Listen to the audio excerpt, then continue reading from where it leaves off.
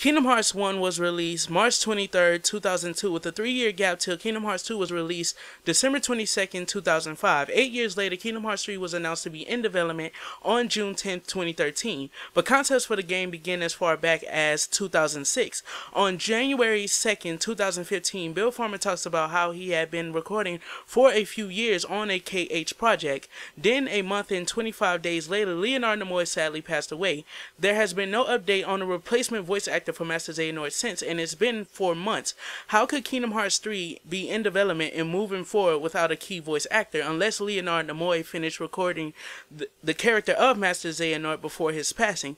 At E3 2015, Disney reps Roy Conley and Greg Coleman shared insight on the collaboration efforts of Square Enix and Disney Animation Studios on Kingdom Hearts 3, which will propel development if this is a recurring theme for Disney-based worlds. We can also confirm 8 worlds due to their plot relevance, those being Castle Oblivion, the Realm of Darkness, Yen Sid's Tower, Twilight Town, Olympus, Tangle, and the Keyblade Graveyard. Of course, Tangle isn't one that has a lot of plot relevance outside of the fact that Sora, Donald, and Goofy will actually be visiting the world of Tangle.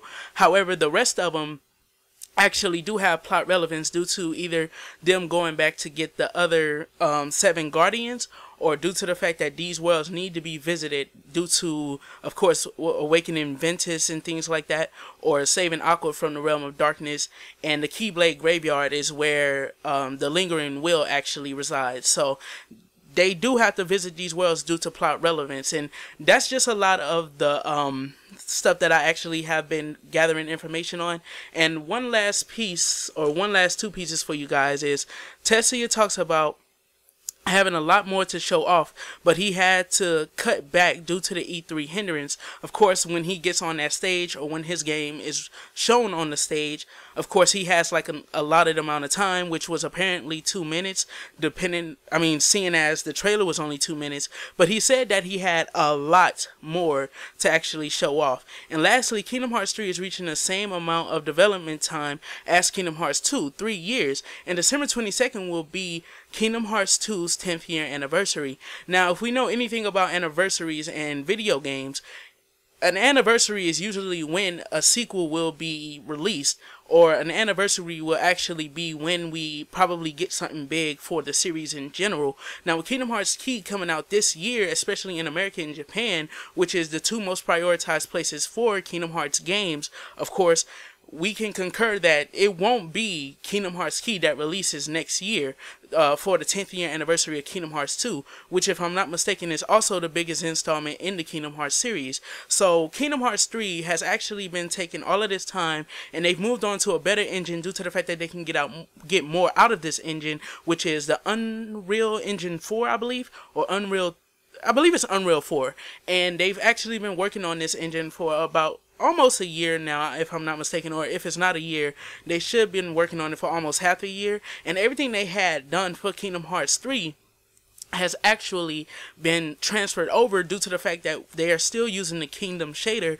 We can concur that also that, they haven't started over because they would have started over in case they needed another shader, or in case they decided to use another shader. Then that's the only reason we can really decide whether or not they would decide to actually start over. However, knowing that they're still using the Kingdom shader, which came out of their own engine that they developed for Kingdom Hearts games, we can concur that they did not start over. And since we got to see more worlds this time around, we can also see that Kingdom Hearts 3 is in smooth development. Now, like how I said with Roy Conley and Greg Coleman, if Disney are also on board with developing Kingdom Hearts 3 with Square Enix, then we can see a lot of stuff being done faster due to the fact that, of course, the team size for Kingdom Hearts 3 has grown by 2 times, if I'm not mistaken, since Kingdom Hearts 3 has started going into development. So this is just going to push Kingdom Hearts even faster out the door due to the fact that there's 2 times more people working on this title than what we originally had on the team back in 2013. Because back then, Tetsuya Nomura was saying, oh, I feel like it's been announced too early, but we had to due to the fact that, of course, it is going to be coming out in this generation.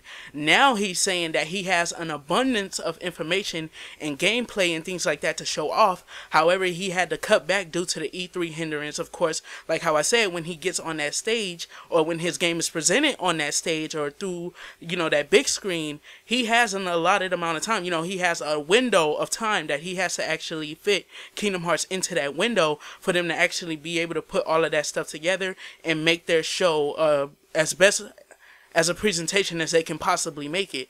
So do I think Kingdom Hearts 3 will be releasing in 2016, December 2016?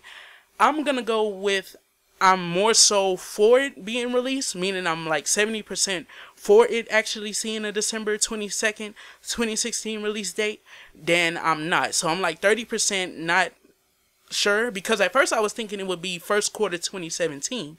Now that we have all of this different information and Tetsuya actually got into these interviews, which I will be bringing you guys interview videos, I kind of feel like 2016, the 10th year anniversary of Kingdom Hearts 2, is actually going to be when we actually see this game actually get released, because one, it's a 10th year anniversary, two, all of the stuff that Tetsuya Nomura has been revealing, which I'll bring to you guys, all of this information that I'm just compacted, of course, Bill Farmer and Leonard Nimoy, which sadly passed away, so rest in peace, Leonard. And, you know, everything like that. The community hasn't gotten any real, you know, updates on Master Xehanort's voice actor. And excuse me guys, Bill Farmer actually said that he had completed, or he was close to completing, his Goofy voice acting. And of course, with Goofy being as big as a character that he's always been in Kingdom Hearts main titles, of course, the numeric titles, we can concur that Goofy is probably going to be in 80% of the cutscenes. Now, when you're producing something like a video game, especially something like Kingdom Hearts with a lot of dialogue between characters, of course, we're going to get everybody together when they're actually recording the audio and stuff.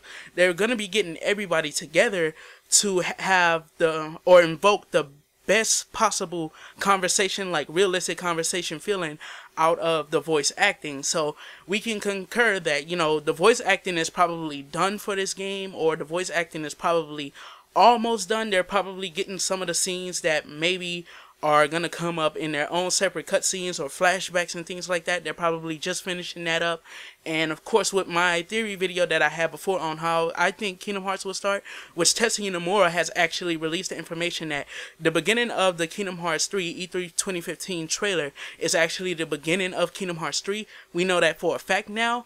It seems like that theory that I made may be on point. So go ahead and go check that video out. Of course, I may have it in as a link in the description, and if I forget, then you should be able to just go to my Kingdom Hearts playlist and you'll see it. But that's all my thoughts, and that's everything that I basically compiled together for you guys. Hopefully you guys enjoyed this video.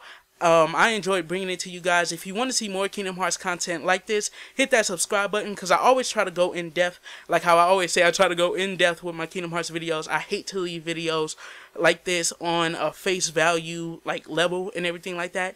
But this has been your boy Mazia. Don't forget to do a little A-class gaming, and everything you do, don't forget to keep it A-class. And I'll see you guys in the next one. Peace the heck out.